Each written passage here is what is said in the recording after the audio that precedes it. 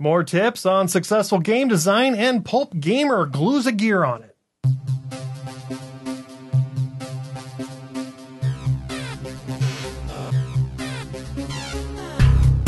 Hello and welcome to Pulp Gamer Prime. I'm Don Den. And I'm Scott Forster. Today on the show, we've got a follow-up to a segment we debuted last show where we talked to different luminaries in the... peeps in the games industry and asked them what the most important thing was that a game designer should do.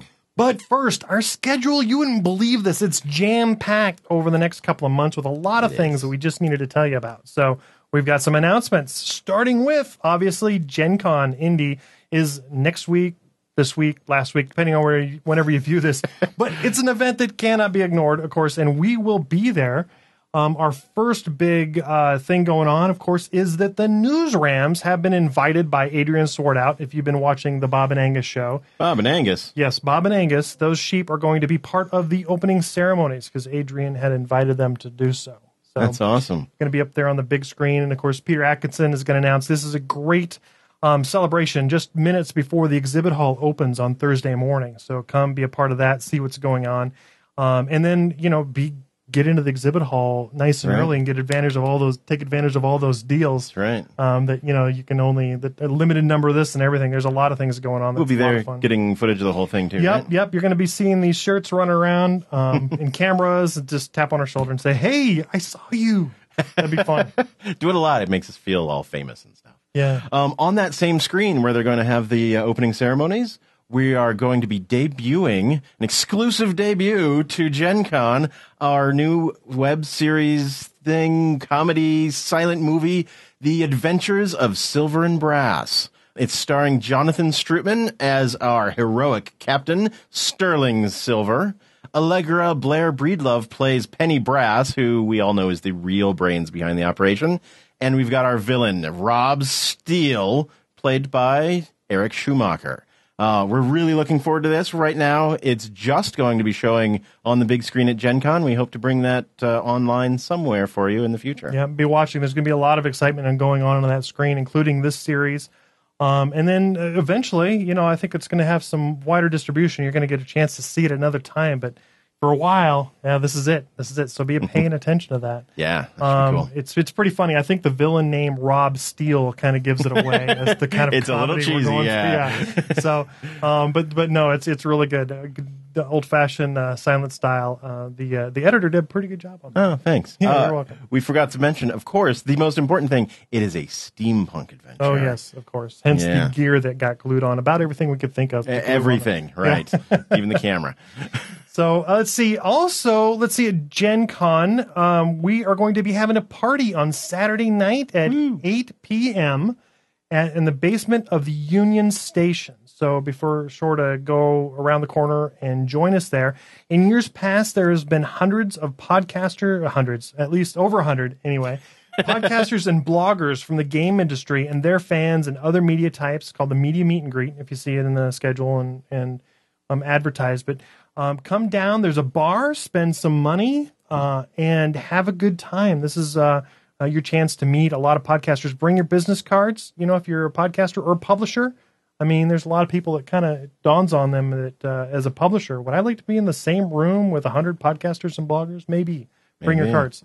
So, yeah, we do some networking, shake some hands and whatever, but also it's an opportunity to meet people when you don't know where else we're going to be. So that's the next place. And as soon as we get back, speaking of that packed schedule, that next Tuesday after Gen Con, we have Out of Character Live. You know the Out of Character show. We did a podcast for a little while. We moved it to a video format. A little while, 200 episodes. Now we're going to be doing Out of Character Live via live stream. Yep. This one is going to be at livestream.com/Pulp Gamer.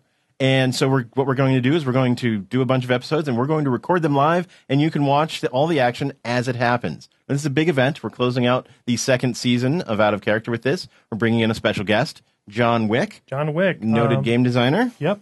Wicked Dead Brewing Company. Started out with Jared Sorensen. Mm-hmm. You know him for, of course, House of the Blood is one of the recent things. Right. You definitely, if you've been around gaming for a while, you know him from AEG's 7th Sea, Legend of the Five Rings, and Yeah. Yeah.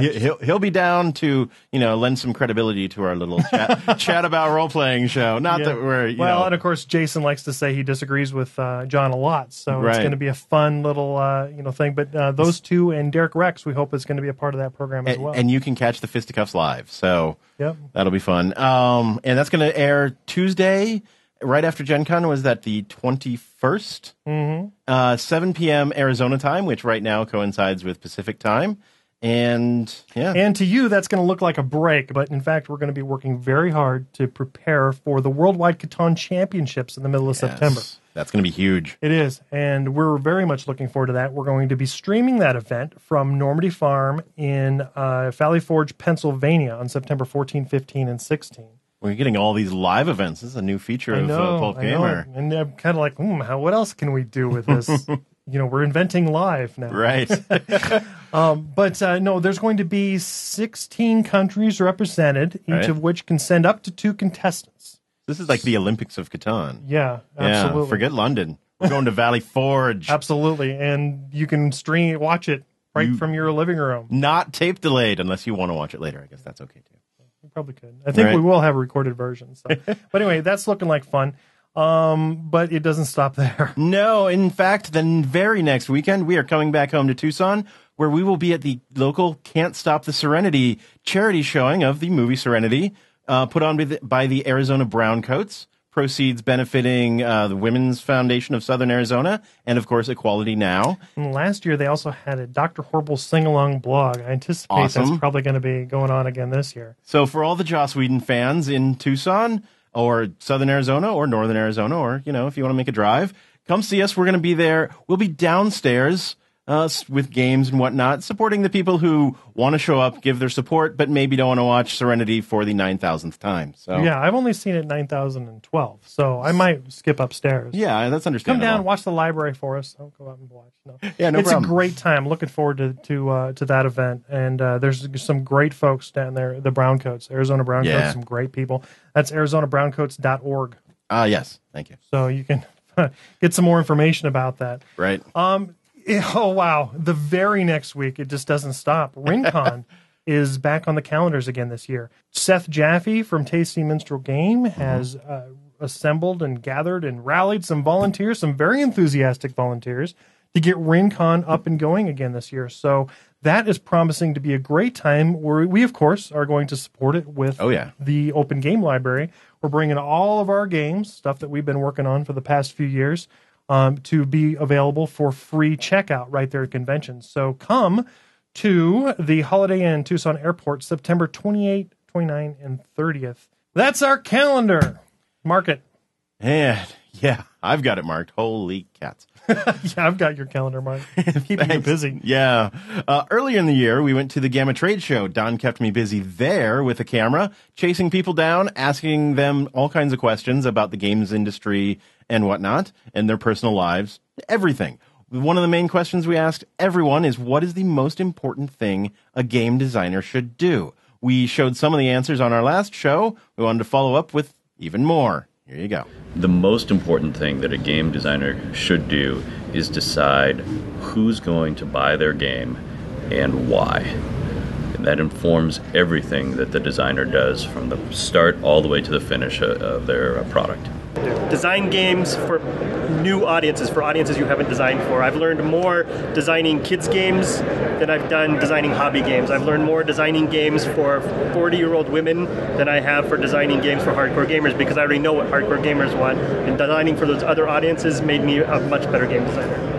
A game designer should think about the product and who the target market is and the demographic for who they're designing it, and make sure that the game, the theme, and all the components work well for that consumer. Design something people want. That's very important. Rather than design for yourself, design for the people that are going to play it. realize that their design is not them. Be receptive to people ripping it apart, breaking it down, telling them what's wrong with it, and being willing to make those changes or even abandon it if it's not working. It's not their baby, it's their business. When he does get the appointment, and he does need to make the appointment to see the game company, wherever it might be, that he comes prepared, he comes dressed neatly, not suit and tie or anything, just neatly, no ripped jeans or this and that, comes neatly and has a nice presentation ready, and doesn't necessarily try and teach the person how to play the game, but rather try to explain to that game company why it fits into their life. And that was certainly some very good advice. Definitely. Yeah, everybody in the industry is really, really helpful, and it's a great community. If you want to learn something, just go, just ask these people. I think Gamma Trade Show is one of the best places to go. People are accessible, and you get a chance to visit with them a lot of times. Wherever you're at in that process in the game industry, it's a great community and people building up. The consumer shows are another good place, although people are usually really busy there, but still get in touch with the industry and what else is going on. You can't design in a vacuum, That's right. You probably it's too small and dusty. No doubt. But no, that's a good time. I enjoyed that. Yeah, it's great. Well, we better get packed. We got to get to Gen Con. I know. It's time to pack it. It is. All right, let's do it. We'll see ya.